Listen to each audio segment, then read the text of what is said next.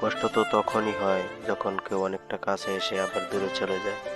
সম্পর্ক চলাকালীন নয়, সম্পর্ক ভাঙার পর বুঝতে পারবেন কাকে কতটা প্রয়োজন ছিল।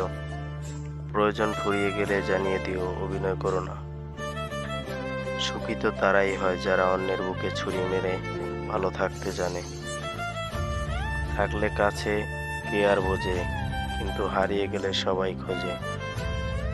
ভালো থাকা সত্ত্বেও কিছু সম্পর্ক ভুল বোঝাবুঝির কারণে নষ্ট হয়ে যায়।